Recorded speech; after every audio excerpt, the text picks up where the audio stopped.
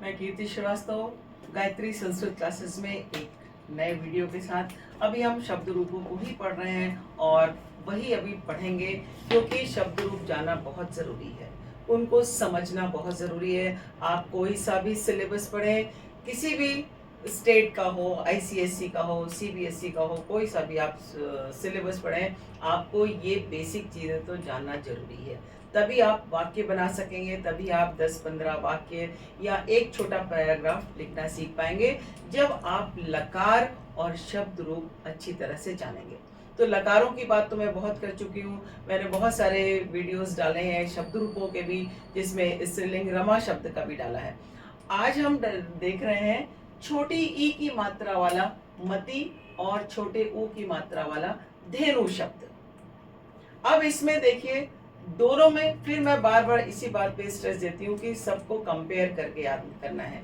आपको मैंने हरि और गुरु, धरी और भानु दो शब्दों का पुल्लिंग शब्द का रूप बताया था पिछले वीडियोस में।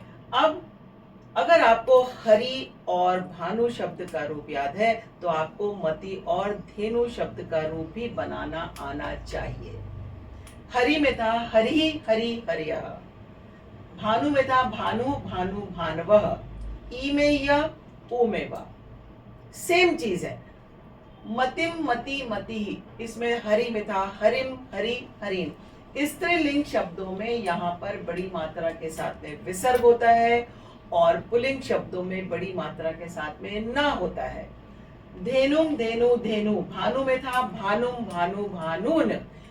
सेम चीज, बड़े ऊ की मात्रा के साथ में, बड़ी मात्रा के साथ में विसर्ग स्त्रीलिंग में, लेकिन पुल्लिंग में बड़ी मात्रा के साथ में न लगता है। ये दोनों डिफरेंस आपको याद रखना पड़ेगा। अब मत्या, आपको रमा शब्द में बताया था रमया रमाभ्याम रमाभि, मत्या मतिभ्याम मतिभि। ई वाले स्त्रीलिंग के जितने भी शब्द हैं उसमें आपको मैंने पहले ही बताया था, यहाँ म लगेगा, या यई यहाँ यहाँ याम। जो छोटी मात्रा वाले शब्द हैं इनके दो फायदे हैं।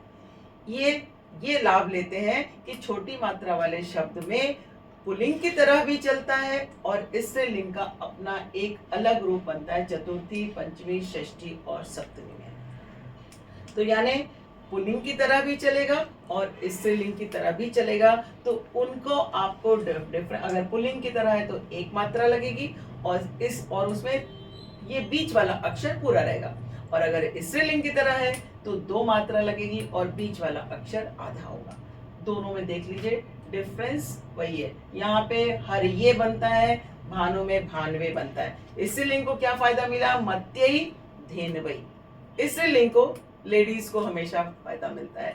तो यही शब्द रूपों में भी है कि आपको इसमें भी फायदा मिलेगा। तो मत्यई मतिभ्याम मतिभ्य, धेनवई धेनुभ्याम धेनुभ्य। मत्ये, ये पुल्लिंग की तरह, मत्ये धेनवे, मतिभ्याम मतिभ्य, धेनवे धेनुभ्याम धेनुभ्य। अब स्त्रीलिंग में मैंने आपको पहले ही बताया था या यई याहा याहा याम। एक तो स्त्रीलिंग का है और दूसरा ये पुल्लिंग की तरह शब्द रूप बनेगा, तो दोनों फायदे मिलते हैं। तो अब मत्याह मतिभ्याम मतिभ्य, धेनवाह धेनुभ्याम धेनुभ्य। मत्याह मत्यो मतिनाम, धेनवाह धेनवो धेनुनाम। मत्याम मत्यो मतिषु, यहाँ पे फिर वही शु आ गया सप्तमी विभक्ति बहुवचन में, श षटकोण यानी मूर्धन्य श। इन तीनों श शलगम का, श षटकोण का और सरोते का आपको नाम पता होना चाहिए। श शलगम का तालव्य श है, ये मैंने सबसे पहले वीडियो में आपको बताया था कि तालव्य श जो तालु से बोला जाता है, श शलगम वाला। मूर्धन्य श जो विस्लिंग साउंड के साथ में श षटकोण का निकलता है, लेकिन हम इसको श शलगम की तरह ही प्रोनाउंस करते हैं। ठीक है। धेनवाम धेनवो धेनुषु, मत्याम मत्यो मतिषु, मतौ मत्यो मतिषु, धेनौ, यहाँ पे भी धेनौ आना चाहिए, धेनौ धेनवो धेनुषु। तो ये डबल यो चतुर्थी, पंचमी, षष्ठी, सप्तमी में दो दो रूप बनते हैं। यहाँ पे धेनौ बनेगा, लिखा हुआ नहीं है लेकिन धेनौ बनेगा। जैसे मतौ है, जैसे भानु में भानौ था, धेनु में धेनौ। तो अब इनका अर्थ, सभी का अर्थ यही होता है, लेकिन विभक्तियां, जब हम विभक्ति के नियम पढ़ेंगे तो और तरह से इनका उपयोग जानेंगे। अब इनका मीनिंग जान लीजिए। मति यानी बुद्धि, दो बुद्धि बहुत सारी बुद्धियां। एक गाय, दो गाय बहुत सारी गायें।